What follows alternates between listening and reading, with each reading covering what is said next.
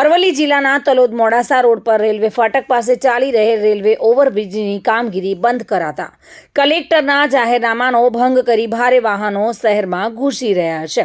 Talod Modasa road પર ફાટક પાસેથી પસાર થતા 700 મીટર લાંબા ઓવરબ્રિજની કામગીરી છેલ્લા ઘણા સમયથી બંધ થતા તલોદ યાર્ડમાં અનાજ અને ખેત પેદાશોના વેચાણ માટે આવતા ખેડૂતો અને તાલુકા મથક હોવાના કારણે સરકારી કામકાજ અર્થે આવતા અરજદારો પારાવાર મુશ્કેલી અનુભવી રહ્યા છે. બીજી તરફ રેલવે ઓવરબ્રિજની કામગીરીના સંદર્ભે કલેક્ટર દ્વારા જાહેરનામું બહાર પાડી ગાંધીનગર તરફ જતા ભારે વાહનો માટે હરસોલથી રખિયાલ તરફ, ચિલોડા થઈ ગાંધીનગર તેમજ વાવડી ચોકડીથી પ્રાંતિજ મજરા થઈને ગાંધીનગર જવા માટે સૂચન કરેલું છે અને નાના વાહનો તેમજ બસો માટે ટીઆર ચોકડીથી કેશપુરા થઈ મહિયલ થઈ જવા જાહેરનામું પ્રસિદ્ધ કરવામાં આવેલું છે. પરંતુ કેશપુરા મહિયલ રોડની નવીનીકરણની કામગીરી ચાલુ હોવાથી બસો કંટ્રોલ પોઈન્ટ પર આવવાના બદલે ટીઆર ચોકડીથી સંચાલન થાય છે.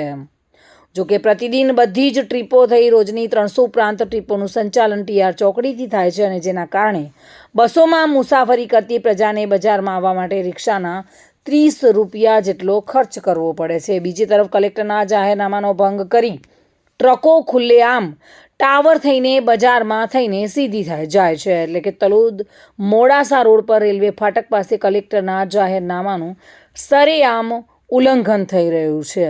જાહેરનામાનો ભંગ કરી ભારે વાહન ચાલકો તલોદમાં ઘૂસી રહ્યા છે. જોકે ખનીજ માફિયાઓનો ગામમાં ભારે ત્રાસ છે.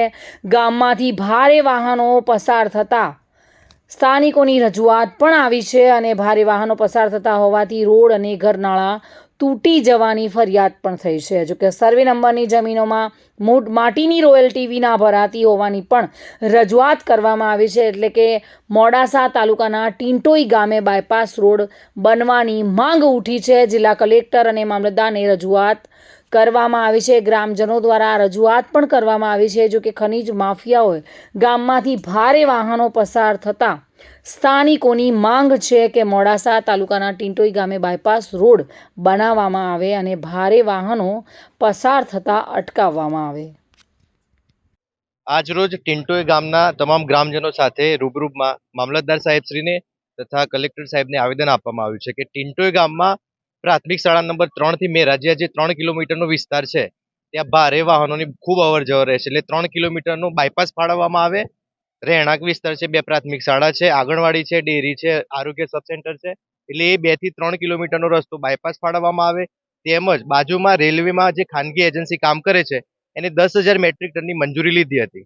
એટલે 10,000 મેટ્રિક ટનમાં 400 ગાડીઓ નીકળે એની જગ્યાએ છેલ્લા 20 દિવસમાં 2,000 થી વધારે ગાડીઓ કાઢીને 3 ગટર લાઈન, એક પીવાના પાણીની પાઇપલાઇન અને મેસો કેનાલ ઉપરનું પુલ જે 20 લાખના ખર્ચે તાજેતરમાં જ બન્યું છે એમાં ગાબડું પાડી નાખ્યું છે અને નાના મોટા રોડમાં નુકસાન થયું છે. એટલે એ રિપેર કરવામાં આવે અને કાયદેસરની માપણી કરીને કાર્યવાહી કરવામાં આવે. જેમ કે ખનીજ ચોરી પુષ્કળ પ્રમાણમાં ત્યાં ખનીજ ચોરી થઈ છે. એટલે આજરોજ રૂબરૂમાં મામલતદાર સાહેબશ્રીને કલેક્ટર સાહેબશ્રીને આવેદન આપ્યું છે. મિતેશ પરમાર સાથે bureau report, today Gujarati news.